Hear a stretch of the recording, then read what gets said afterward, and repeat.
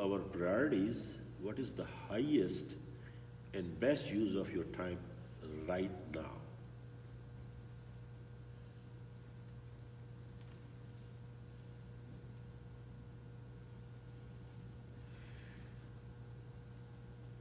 A good measurement of the outcome without a metric of your own system, there is no way to know if we are succeeding. Faz, before you go ahead, I want to make a comment on priorities I think is really important. Sure. Yeah. So, I always used to get in trouble when I was in the corporate world.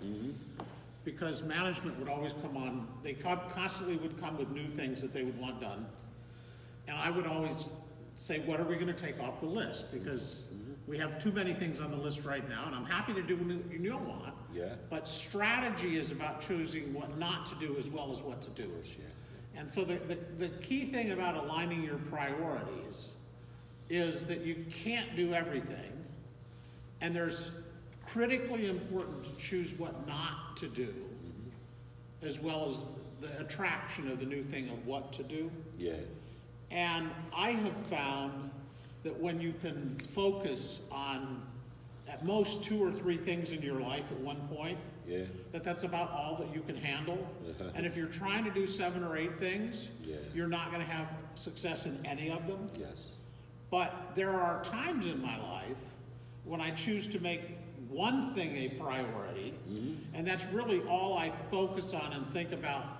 It might be at months Yeah. at a time, but once I have crafted the design and I understand what the systems and the process and the skills and the resources to maximize that opportunity, then all of a sudden that one kind of goes on autopilot, Yeah. and I can start considering something more. But I think too often people live very complex lives with too many things because they simply do not know how to say no. And as we become more effective at learning, no doesn't necessarily mean never. Yeah.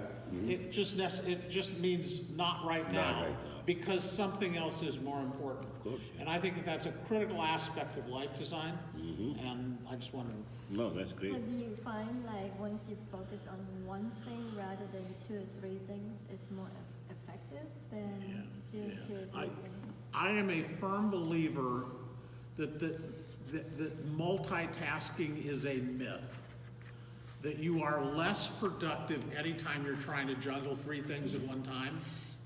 That you need to block time, and you can say, I'm going to be focused on this at this time, and even if that's just for 15 minutes, but if you avoid all the other distractions and whatnot, that you can make progress. And it needs to be little bits. But like I said, I used to get in trouble in the corporate world because Yeah. my bosses never would accept the responsibility of helping make the choice of what would go away. They say, Jay, you're just being an asshole, or you're being difficult. And I'm like, I'm being realistic because I want to pursue the new thing, Yeah. but I don't want to spread our resources so that we're ineffective at everything. Yeah. This overcoming this growing thing is like if you want to develop, especially when we're talking about this law of design. There's so many aspects of life where you have to have a design and a strategy in your life. For example, your career, also, your faith, your family, your health, your hobbies, your marriage, your personal growth, as well as your free time. That has to be managed too. That free time has to have some utility in that too. So these are the things you can sit down and think about how you can strategize all these aspects of life, whatever applies on you. If somebody, same thing, you have to see the big picture. Will it help to reach out your big picture goals? So whatever your goals are in your life down the road, you definitely sit down and strategize it and make a design how to get there. Priorities, we did talk very in detail. Is it consistent with your goals or not? Make sure your priorities has to be consistent with your goals, whatever you're trying to accomplish. Measurement, you have a tangible means of determining your success. Application, does it have a built-in focus toward action? An organization, obviously, does it make a better use of your time than what you are doing now? And consistency, again, we already discussed the whole law. Can you and will you repeat it on a regular basis? Because this is not, again, whatever you make a design for your life, for your goals, for your family, for your hobbies, for your health, it's not a one-day fix. It has to be on a daily basis. So consistency is always there. You have to improve consistently. Not just like one time you have done this and then you forgot all those things. Then you're not going to grow. So any other comments on this? I know we are running a little fast. So we are going to finish on 7th law, we already did. So any comments, any feedback, any input would you like to share, Pat, Alina, Don, Alyssa? I really like more consistency. I think people who are consistent will get far. I believe in that. Yeah. And actually, consistency is the key. Always, always. If you do like a baby steps every day, don't worry about the bigger steps. Don't try to do it in one day.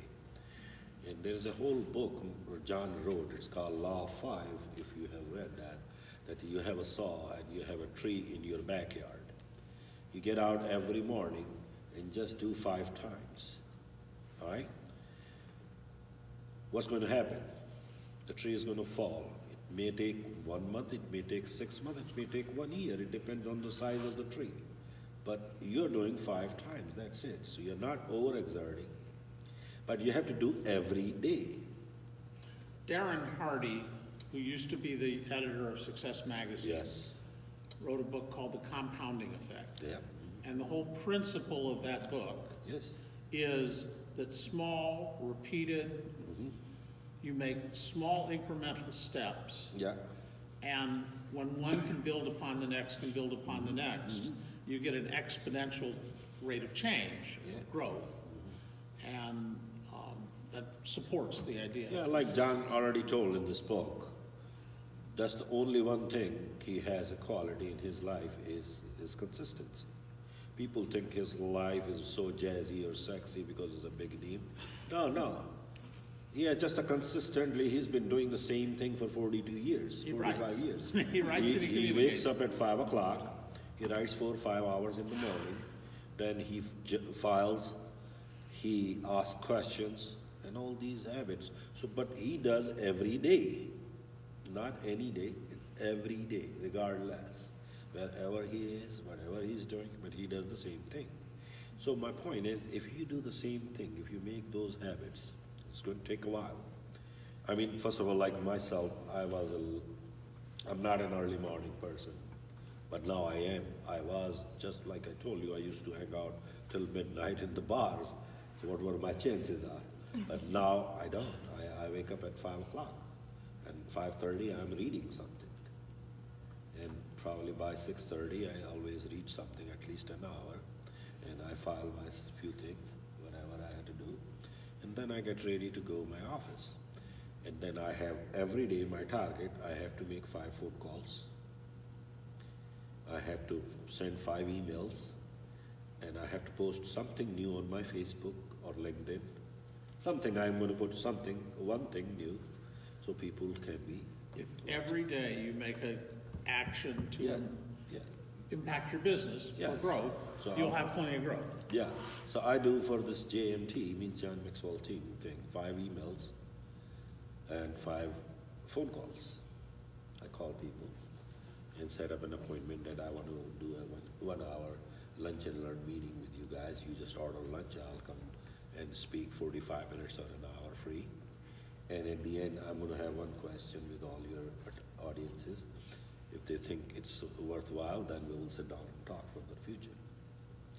And it works very well. CEOs and all, oh yes, sure, we want to have you. And now I'm signing contracts slowly and gradually. And like I said, I'm going to replace my Mercedes income pretty soon, and I'm out. I'm pretty much there, but I will still, like I said, they won't let me go right now because they are looking to get somebody who can take over my book. Could you sell your book? I can't. This is unethical. We cannot sell our book because it's a dealership clients. I don't feel like, they are my clients, but it's still because I work there.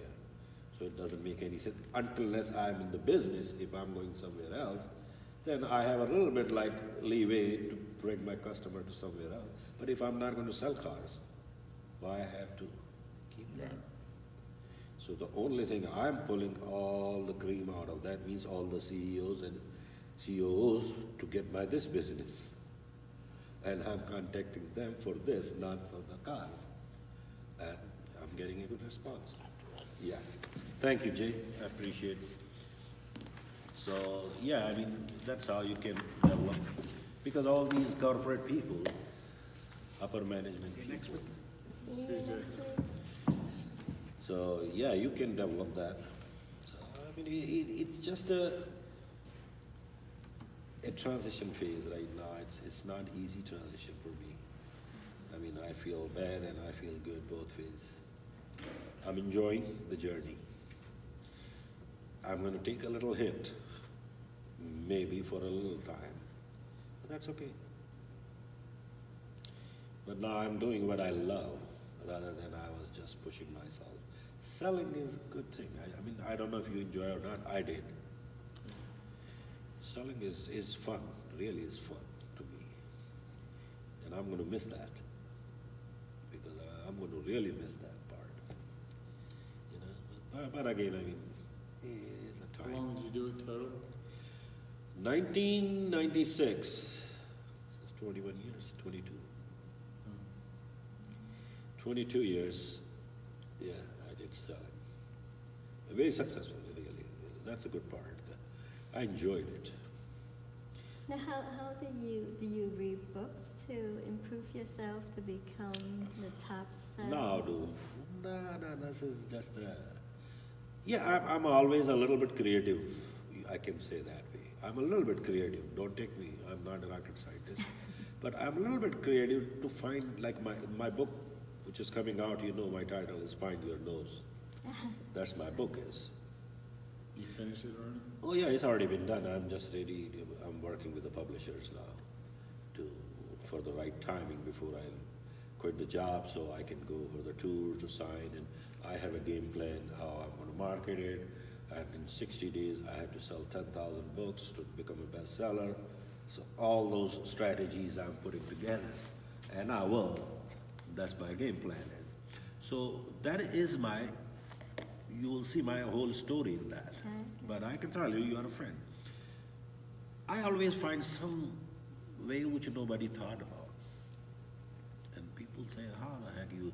When I came here and I started in Lincoln Mercury dealership, you know that. Who buys Lincoln and Mercury? Think about that. How many people? Very few, eh? Nobody anymore. So think about, but I joined there, and believe me, in 3 months I was the #1 guy in the dealership. But I was observing how I can become better. I didn't know how to do that. So I said, #1, who buys Lincoln? Old people, you know, all those old 60 plus people, Yeah. age people. What time they wake up? Early. So they go to bed 6 o'clock in the evening. So, those old people. So what they do is when they come for service, they show up at 6:30, 7 o'clock.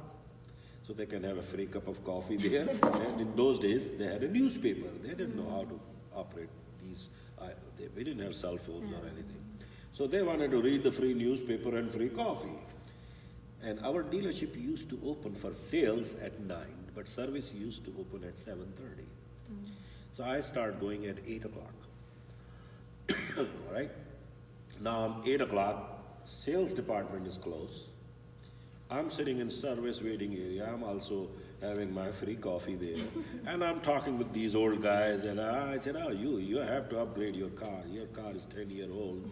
He said, yeah. So now I'm walking with them in the lot. And 9 o'clock when my managers are opening everything, by that time I already sold a car.